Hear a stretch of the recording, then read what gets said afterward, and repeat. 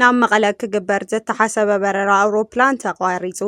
ካብ ኣዲስ ኣበባ ናብ መቐለ ትጓዓዝ ዝነበረት ነፋሪት መንገዲ ኣየር ኢትዮጵያ ከይተልዓለት ተመሊሳ።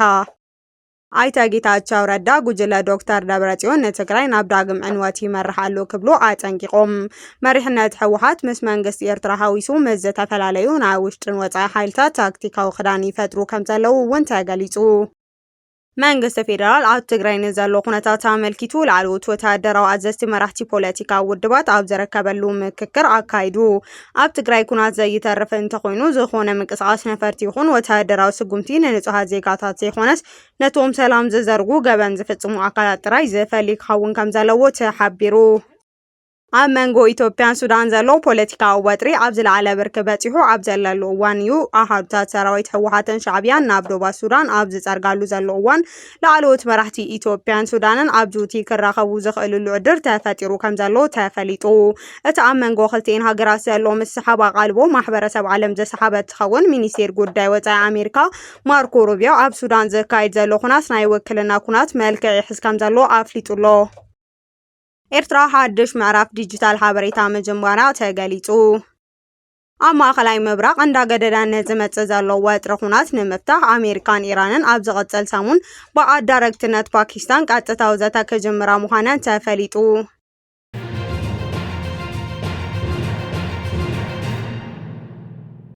ሰላም ጠና የሃበለይ ተኸታተልቲ ትግርኛ ዜና ንሳዕ ዝሓዝናዮም ዜናታት ብቐንዲ ነጥብታት ፈሊምናዮ ኣለና። ንሰናይ ምክትታልኩም ብኽብሪ ብምዕዳም ናብ ዘርዝሮም ክነስግረኩም።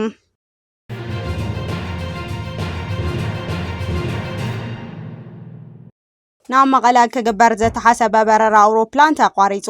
ካብ ኣዲስ ኣበባ ናብ መቐለ ትጓዓዝ ዝነበረት ነፋሪት መንገዲ ኣየር ኢትዮጵያ ከይዓለበት ተመሊሳ። ሎሚ 1 ጉንበት 2018 ዓ.ም ካብ ኣዲስ ኣበባ ተበጊዛ ናብ መቐለ ክትጓዓዝ ዝነበረት ነፋሪት መንገዲ ኣየር ኣብ መዕርፎ ነፈርቲ ኣሉላ ኣባ ነጋ መቐለ ክትዓልብ እንዳተጸበየት ካላ ብሰንኪ ዘጋጠመ ናይ ቴክኒክ ጸገም ናብ ኣዲስ ኣበባ ከም ዝተመለሰት ተፈሊጡ። እዚ ቁጽሪ በረራ ኢቲ 0100 ዝኾነት ነፋሪት ሎሚ ንኮ ካብ ኣዲስ ኣበባ ተበጊሳ ሰዓት 1:45 ንጎ ኣብ መዕርፎ ነፈርቲ ኣሉላ ኣባ ነጋ ክትዓልብ መደብ ነይርዋ።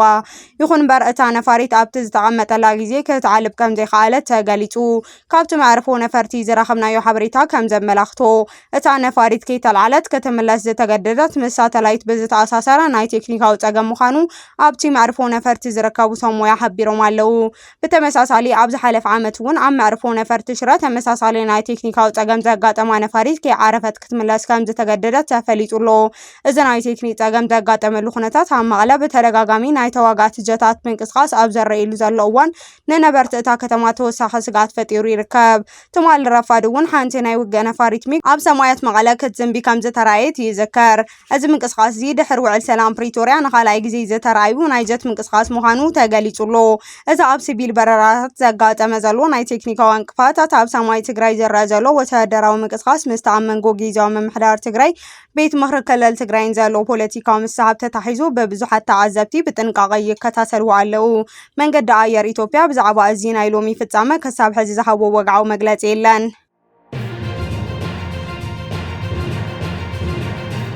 ኣይተ ጌታቸው ረዳ ጉጅለ ዶክተር ደብረጽዮን ንትግራይ ናብ ዳግማይ ዕንወት ይመርሕ ኣሎ ክብሉ ኣጸንቂቖም። ኣማኻሪ ሚኒስቴር ቀዳማይ ሚኒስቴር ኣብ ጉዳያት ምብራቕ ኣፍሪካ ፕሬዚዳንት ጊዜያዊ ምምሕዳር ትግራይ ዝነበሩ ኣይተ ጌታቸው ረዳ እቲ ብዶክተር ደብረጽዮን ገብረ ሚካኤል ዝምራሕ ናይ ሕወሓት ጉጅለ ንትግራይ ዳግም ኣዕናዊ ኩናት ይመርሓ ከም ዘሎ ኣጸንቂቖም። ኣይተ ጌታቸው ኣብ ዘውፅኡ ሰፊሕ ትንተና ሕወሓት ካብ ረብሓ ንላዕሊ ጸቢብ ሕላዊ ውድብ ብምቕዳም ንትግራይ ናብ ሓደገኛ መጻወድያ የእትዎ ከም ዘሎ ኣቃሊዖም ኣለዉ። ብመሰረት ትንተና ኣይተ ጌታቸው ማእኸላይ ኮሚቴ ሕወሓት ብዕለት 11 ሚያዝያ ስምምዕነት ፕሪቶርያ ሞይቱ እዩ ክብል ዝወሰኑ ውሳነ ካብቲ መንግስቲ ፌደራል ግቡእ ኣየማልአን ዝብል ዘይኮነስ ካብቲ ናይ ሌተናል ጀነራል ታደሰ ወረደ ናይ ፕሬዚዳንት ስልጣን ንሓደ ዓመት ምንውሑ ካብ ዘለዎም ተቃውሞ ዝመንጨየ እዩ። ማእኸላይ ኮሚቴ ሕወሓት ሕጋውነት ጊዜያዊ ምምሕዳር ብምንጻግ ነቲ ቅድሚ ኩናት ዝነበረ ቤት ምክሪ ዳግማይ ብምጥያሽ ዶክተር ደብረጽዮን ፕሬዚዳንት ተገይሩ ምሻሙ ምስ መንግስቲ ፌደራል ናይ ቀጥታዊ ግጭት ዘእቱ ምዃኑ ኣይተ ጌታቸው ረዳ ሓቢሮም። ገይሮም እዚ ኣካይዳ እዚ ንስምምዕነት ፕሪቶርያ ዝጥሕስ ሓደገና ኣካይዳ እዩ ክብሉ ድማ ተደሚጾም ዶክተር ደብረጽዮን ንትግራይ ካብ ምምራሕ ንላዕሊ ናብ መከራ ዘእቱ መሃዲስ ኮይኖም የገልግሉ ከም ዘለው ዝገለጹ ኣይተ ጌታቸው ረዳ ቀድሚ ኩናት 2013 ዓመተ ምህረት ዲፕሎማሲያዊ ጥንቃቄ ኣብ ክንዲ ምግባር ንህዝቢ በባህዶ ጀሃራ ናብ ግጭት ከም ዘእተውዎ ኣዘኻኺሮም በዚ ጌጋ እዚ ብኣማይት ኣሽሓት ዝቁጸሩ ዜጋታት ከሞቱ ሚልዮናት ዝተመዛበሉ ከለውን ክሳብ ሕጂ ሓላፍነት ዝወሰደ ኣካል የለን ስምምዕነት ፕሪቶርያ ክፍረም ከሎ ህወሓት ኣፍ ደገ ወተሃደራዊ ስዕረት ኣብ ዝነበረሉ እዋን ኮይኑ ሽዑ ዶክተር ደብረጽዮን እቲ ስምምዕነት ከይደንጎየ ንክፍርም ይጉስጉስ ከም ዝነበሩ ሎሚ ግን ከም ክሕደት ክቆጽርዎ ምርኣዩ ዘገርም ምዃኑ ኣይተ ጌታቸው ጽሒፎም ኣይተ ጌታቸው ኣብቲ ግዜ ስልጣኖም ኣብ ውሽጢ ህወሓት ዘለዉ ሓይልታት ንምምሕዳሮም ንምድኻም ኮነ ኢሎም ይሰርሑ ከም ዝነበሩ ሓይልታት ምክርኻል ትግራይ TDF ብምጥቃብ ናይ ሓድሽ ተሸየምቲ የፈራርሑ ከም ዝነበሩ ኣቃሊዖም ሕዚ መርሕነት ህወሓት ምስ መንግስቲ ኤርትራ ሓዊሱ ምስ ዝተፈላለዩ ናይ ውሽጥን ወፃኢን ሓይልታት ታክቲካዊ ኪዳን ይፈጥር ከም ዘሎ ገሊጾም ንሶም እውን ከም ላዕለዎት ኣባል መሪሕነት ህወሓት ፕሬዚዳንት ጊዜያዊ ምምሕዳር መጠን ትግራይ ንዘላቶ ኩነታት ናይ ባዕሎም ሓላፍነት ከም ዝወስዱ ሓቢሮም መንግስቲ ፌደራል ኣብ ትግራይ ንዘሎ ኩነታት ኣመልኪቱ ላዕለዎት ወተሃደራዊ ኣዘዝቲ መራሕቲ ፖለቲካዊ ውድባት ኣብ ዝርከበሉ ምክክር ኣካይዱ ኣብ ትግራይ ዝረአ ዘሎ ሓድሽ ምዕባለ ስዒቡ መንግስቲ ፌደራል እንታይ ዓይነት ስጉምቲ ክወስድ ከም ዘለዎ ዝዝክር መራኽ ዘተ ተኻይዱ እዚ ሎሚ ጉንበት 1 2018 ዓመተ ምህረት ብሚኒስቴር ቁላን መስኖ ፌደራል ዶክተር አብርሃም በላይ ዝተዳለወ መድረኽ ላዕለዎት ወተሃደራዊ ኣዘዝቲ መራሕቲ ፖለቲካዊ ውድባት ሰብ ሃብቲ ሳሞያ ሚድያን ዝተፈላለዩ ክፋላት ሕብረተሰብን ዝረከብዎ እዩ ነይሩ መንግስቲ ፌደራል ንህዝቢ ትግራይ ከም ኣካል ህዝቢ ኢትዮጵያ መጠን ድሕንነቱ ንምሕላም ካብ ዘለዎም ኣጸጋሚ ኩነታት ዘለዋ ፖለቲካዊ ቁርጸኝነት ብዕሊ ክትገልጽ ተሓቲቱሎ ሰላም ንምርጋጽ ዝውሰድ ዘሎ ስጉምቲ ተጠናኺሩ ክቅጽል ዝኾነ ናይ ግጭት ዝምራሕ ተጻብኦ ንምውጋድ ነዘተ ቀዳምነት ከብ ስምምዕነት ተበጺሑ ዶባት ኢትዮጵያ ብመከላኸሊ ሰራዊት ሃገር ጥራይ ክሕለው ዝኾነ ካሊእ ናይ ወጻኢ ሓይሊ ኣብ ውሽጢ መሬት ኢትዮጵያ ክህልው ከም ዘይብሉ ብምግባር እዚ ድማ ንሉዓላዊነት ሃገር ድሕንነት ዶባት ናይ ምሕላው ቀዳማይ ሓላፍነት መንግስቲ ፌደራል ምዃኑ ዘረጋግጽ እዩ ተባሂሉ ተመዛበልቲ ብዘይወዓል ሕዳር ናብ መረበቶም በሰላማዊ ውሑስ መንገዲ ዝምለሱሉ ኩነታት ከመቻቸው ከም ዘለዎ ተገሊጹ ኣብ ትግራይ ኩናት ዘይተርፍ እንተኮይኑ ዝኾነ ምንቅስቃስ ነፈርቲ ይኹን ወተሃደራዊ ስጉምቲ ንንጹሃት ዜጋታት ዘይኮነስ ነቶም ሰላም ዝዘርጉ ገበን ዝፍጽሙ ኣካላት ጥራይ ዝፈልግ ክኸውን ከም ዘለዎ ተሓቢሩ መንግስቲ ፌደራል ኣብ ዳግመ ህንጸት ዝዓነወ መሰረት ልምዓት በጀት ክምድብ ሰብኣዊ ሓገዛት ብዘይ ዕንቅፋት ንኹሉ ተበጻሒ ክገብር ጻውዒት ቀሪቡ ኣብ ትግራይ ዘለዉ ትካላት ፋይናንስ ንጥፍኣትን ንግዲ መጓዓዝያ ናብ ንቡር ኩነታት ክምልሱ ሰብ ሃፍቲ ድማ ኣብ ትክልል ኢንቨስትመንት ንክገብሩ ዘተባውዕ ሓዋህው ክመቻቸው ተዘኻኺሩሎ እቲ መድረኽ ዘተ ኣብ ኩሎም ዘፈራት ብዝተወደበን ብዝተዋደደ መንገዲ ንቅድሚት ዝቐጽል ምዃኑ ተገሊጹ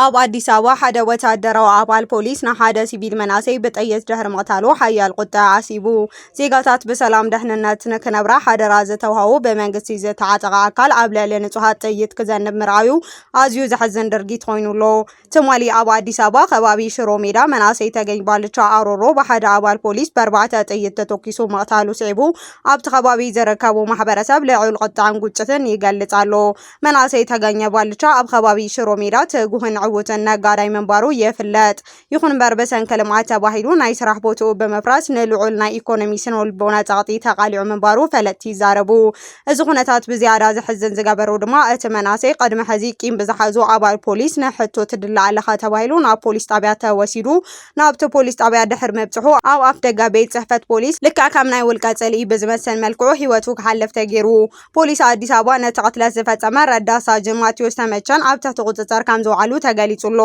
ይኹን እምበር ከምዚኦም ዝበሉ ኢሰብኣዊ ተግባራት ኣብ ኣባላት ጸጥታ ብተደጋጋሚ ምርኣዮም እቲ ህዝቢ ኣብ ልዕሊ እቲ ትካል ዘለዎ እምነት ኣዝዩ ከም ዝወርድ ተገሊጹ ኣብቲ ከባቢ ዝርከቡ መናሰይ ድማ ሓያል ተቃውሞ የካይዱ ከም ዘለዉ እንዳተገለጸ ይርከብ ዜጋታት ኣብ ኣፍ ደገ ፖሊስ ጣብያ ድሕንነት ክሰኑ ሓላው ተባሂሉ ዝተቐመጠ ኣካል ቅታል ኮይኑ ክርከብ ከሎ ቁጣዕ ማሕበረሰብ ምፍንጃሩ ዘይጽበን ጉቦ ዘይምዃኑን ይግለጽ ኣሎ ኣብዚ ሰዓት እዚ ነበርቲ ሽሮ ሜዳን ከባቢውን ብሰንኪ እቲ ፍጻመ ልዑል ሓዘንን ቁጣዕን ፈጢሮም ይርከቡ ኤርትራ ሓድሽ ምዕራፍ ዲጂታዊ ሓበሬታ ምጅማራ ተገሊጹ። ኤርትራ ድሕሪ 10 ዓመታት ነቲ ልምዓት ዝዓንቀፈ ዝነበረ ስእነት ሓበሬታ ንምስጋር ታሪካዊ ዲጂታዊ ስጉምቲ ወሲዳ ኣላ። እዚ ሓድሽ ተበግሶ እዚ ንመጻኢ ትልሚ ሃገር ብጭቡጥ ኣሃዛት ዝቕይር ወሳኒ ምዕራፍ ክኸውን ተጽቢት ይግበር። ኤርትራ ንወደባት ልምዓት ግቡእ ምሕደራ መሰረት ዝኾነ ሃገራዊ ስርዓት ዳታን ስታቲክን ንምጥንኻር ዓበይቲ ቀጻሊ ዘለዎ ስጉምትታት ትወስድ ከም ዘላ ጸብጻብ ፕሮግራም ልምዓት ሕቡራት ሃገራት ሓቢሩ። እቲ ስጉምቲ እዚ እቲ ሃገር ን10 ዓመታት ኣዛቶ ዝጸንሐት ናይ ዳታ ስታቲክ ክልከላ ንምምላእ ዝዓለመ እዩ። ብመሰረት እቲ ጸብጻብ ሃገራዊ ቤት ጽሕፈት ስታቲክ ኤርትራ ኣብ ትሕቲ ዳታ ንልምዓት ዝተሰየመ ሓበራዊ መደብ ብምዃኑ ኣብ 2025 ንጥፈታቱ ብዝለዓለ ቅልጣፈ ኣሰላሲሉሎ። ሓደ ካብቲ ዝዓበየ ስርሒት ናይ ቤት ጽሕፈት ድሕሪ 15 ዓመት ንፈለማ ግዜ ዝተኻየደ ራብዓይ ዙር መጽናዕቲ ህዝብን ጥዕናን ኤርትራ ብዓወት ምዝዛሙ እዩ። እዚ ድማ ንመንግስቲ ኣህጉራውያን ትካላት ኣብቲ ባይቶ ሓቀኛ ኩነታት ንምፍጣር ከም ንጹር መነጽር ኮይኑ የገልግል ኣሎ። ኣብ ርሑቕ ከባቢታት ዝነበሩ ጸገማት መጓዓዝያን ቴክኖሎጂን ሰጊሩ እቲ መጽናዕቲ ካብ ኩለን ኩርናዓት ኤርትራ ሓበሬታ ምእካቡ ድማ ከም ዓወት ይገልጽ ኣሎ። ኤርትራ ካብ 2010 ጀሚራ ንነዊሕ እዋን ከምዚ ዓይነት ዓብይ ሃገራዊ ዳህሳስ ኣካይዳ ኣይትፈልጥን። ጸብጻብ ፕሮግራም ልምዓት ሕቡራት ሃገራት ከም ዝሕብሮ እዚ ዓወት ክምዝገብ ዝኸኣለ ካብቲ ን10 ዓመታት ዝጸንሐ ብወረቐት ዝስራሕ ኣገባብ ተላቂቑ ብሓገዝ ኮምፒተር ዘካየድ ብሕታዊ ቃለ መሕተት ብምግባር እዩ። እቲ መጽናዕቲ ዓማሚ ንምግባር ሕቶ እቲ ዳህሳስ ብ7 ቋንቋታት ኤርትራ ከም ዝተዳለወ እዚ ድማ ንኹሉ ዘሳተፈ መጽናዕቲ ንምክያድ ዝተገበረ ጻዕሪ ምዃኑ እቲ ጸብጻብ የገንዝብ። ቀዳማይ ሚኒስትር አብይ አሕመድ ምስ መራሕቲ ሱዳን ኣብ ጅቡቲ ክራኸቡ ተኽእሎ ከም ዘለዎ ተገሊጹ። ኣብ መንጎ ኢትዮጵያን ሱዳን ዘሎ ፖለቲካዊ ወጥሪ ኣብ ዝለዓለ በርኪ በፂሕሉ ኣብ ዘለሉ እዋን ኢሉ እውን ኣሃዱታት ሰራዊት ሕወሓት ሻዕብያን ናብ ዶባ ሱዳን ኣብ ዘጽግዕሉ ዘለው እዋን ላዕለዎት መራሕቲ ኢትዮጵያን ሱዳንን ኣብ ጅቡቲ ክራኸቡ ዝኽእልሉ ዕድል ተፈጢሩ ከም ዘሎ ተፈሊጡ። እቲ ኣብ መንጎ ክልቲአን ሃገራት ዘሎ ምሰሓብ ኣቓልቦ ማሕበረሰብ ዓለም ዝሰሓበ ትኸውን ሚኒስቴር ጉዳይ ወጻኢ ኣሜሪካ ማርኮ ሩቢዮ እቲ ኣብ ሱዳን ዘካየድ ዘሎ ኩናት ናይ ውክልና ኩናት መልክዕ ይሕዝ ከም ዘሎ ኣፍሊጡሎ። ሰራዊት ሱዳን ካብ ባህር ዳር ዝተበገሰ ድሮን ካብ መዕርፎ ነፈርቲ ካርቱም መጥቃዕቲ ፈጺማ ክትብል ምኽሳሳ ነቲ ወጥሪ ከም ዘጋድዶ ይገልጽ። ነዚ ስዒቡ ድማ ሰራዊት ሱዳን ፀረ ነፈርቲ መሳርሒ ሓዊሱ ብርክት ዝበለው ሓይልታት ሰራዊት ኣብ ክልቲአን ኣንፈት ዶብ ኢትዮጵያ ኣጸጊዑ ይርከብ። እዚ ወጥሪ ዝዓሰሎ እዋን ቀዳማይ ሚኒስትር አብይ አሕመድ ኣብ በዓል ሰሚት ፕሬዚዳንት ጅቡቲ ንምስታፍ ሎሚ ረፋድ ጅቡቲ ኣትዮም ኣለው። በተመሳሳሊ ምክትል መራሒ ቤት ምክሪ መሰጋገሪ ሱዳን ማሊክ ኣጋሪ ትማሊ ምሸት ኣብ ጅቡቲ ከም ዝኣተወ ተገሊጹሎ። ማሊክ ኣጋር ምስ ዋና ጸሓፊ ኢጋድ ዶክተር ወርቅነህ ገበዮ ኣብ ዞባዊ ጉዳያት ሎሚ ረፋድ ከም ዝተመያየጡ ቀዳማይ ሚኒስትር አብይ አሕመድ እውን ምስ ማሊክ ኣጋር ዝርርብ ከካይድ ከም ዝኽእል ትጽቢት ይግበር።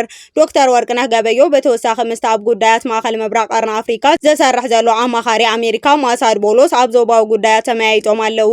ሚኒስቴር ጉዳይ ወጻኢ ኣሜሪካ ማርኮ ሩቢዮ ድማ ኣብ ሱዳን ዘካይድ ዘሎ ኩናት ናይ ውክልና ኩናት መልክዕ ይሕዝ ከም ዘሎ ኣፍሊጦም። ነተዋጋእቲ ሓይልታት ድጋፍ ዝህባ ሃገራት ምህላወን ዝጠቐሱ ሩቢዮ ብዘይካዚ ገሌን ሃገራት መሬት መሕለፊ መሳርሒ ኩናት ክኸውን ይፈቕዳ ከም ዘለዋ ኣቃሊዖም።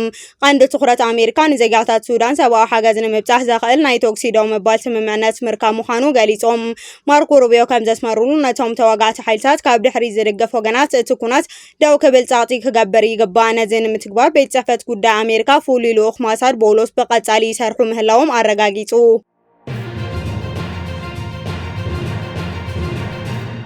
ኣሜሪካን ኢራንን ኣብ ኢስላማባድ ቀጥታዊ ዘተ ክጅምራ እየን ተባሂሉ። ኣብ ማእኸላይ ምብራቕ እንዳገደደ ንዝመጽእ ዘሎ ናይ ኩናት ወጥሪ ንምፍታሕ ኣሜሪካን ኢራንን ኣብ ቀጻሊ ሰሙን ብኣደራድርነት ፓኪስታን ቀጥታዊ ዘተ ክጅምራ ምዃነን ተፈሊጡ። ፓኪስታን ኣብ መንጎ ክልቲአን ሃገራት ከም ድልድል ብምዃን ነቲ ዘተ ምምችቻው ቁልፊ ተራ ትጻወት ኣላ። ክልቲአን ወገናት ንሓደ ወርሒ ንዝጸንሕ ዘተ መበገሲ ዝኸውን 14 ነጥቢ ዝሓዘ ናይ ምርዳእ ሰነድ የዳለዋ ከም ዘለዋ ዋል ስትሪት ጆርናል ጸብጺቡ። እቲ ናይ ኣሜሪካ ልኡኽ ብምክትል ፕሬዚዳንት ጂም ቫንስ ክምራሕ ትጽቢት ክግበር ከሎ ብወገን ኢራን ድማ ሚኒስቴር ወጻኢ ጉዳይ ዓባስ ኣራቅቺ ዘምራሕ ልኡኽ ክሳተፍ እዩ። ፕሬዚዳንት ዶናልድ ትራምፕ ቤት መንግስቲ ኣሜሪካ ካብ ወገን ኢራን ምላሽ ይጽበ ምህላው ንሲኤንኤ ገሊጾም።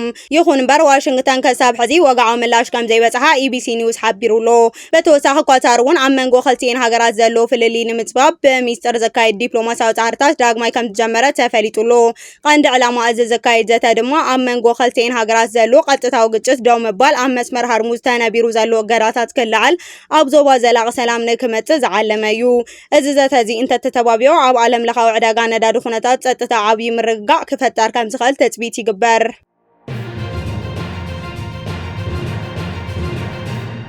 ሩስያ መበል 81 ዓመት በዓል ኣብ ተኽብረሉ ዘላ እዋን ዩክሬን ንሰለስተ መዓልቲ ዝጸንሕ ተኩሲ ደው ናይ ምባል ስምምዕነት ከም ዝገበረት ተገሊጹ። ፕሬዚዳንት ኣሜሪካ ዶናልድ ትራምፕ ኣብ መሬት ሩስያ ዩክሬን ንሰለስተ መዓልቲ ዝጸንሕ ናይ ተኩሲ ደው ምባል ስምምዕነት ከም ዝተገበረ ኣዊዞም።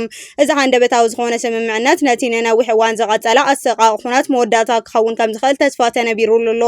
ብመሰረት ፕሬዚዳንት ትራምፕ ኣብ ማሕበራዊ ገጹ ትሩዝ ሶሻል ዘመሓላለፎ ሓበሬታ እቲ ናይ ተኩሲ ደው ምባል ስምምዕነት ካብ ሎሚ 1 ጉንበት ጀሚሩ ክሳብ 3 ጉንበት 2018 ዓ.ም ዝጸንሕ እዩ።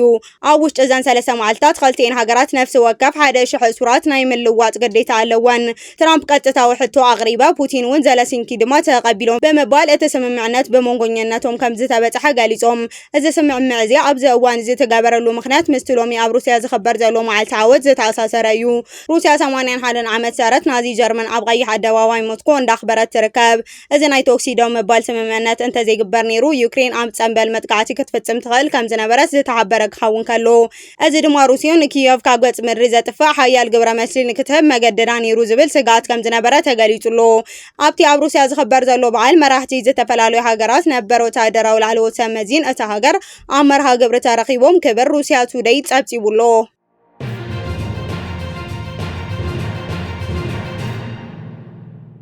ክቡራትን ፍትዋትን ተኸታተልቲ ዜናታትና ንሳት ዘዳለናዮም ሓደሽቲ ምዕባለታትን እዋናዊ ሓበሬታታትን ኣብ ዝዛዚምና ኣለና። ንምክትታልኩም ነመስግን።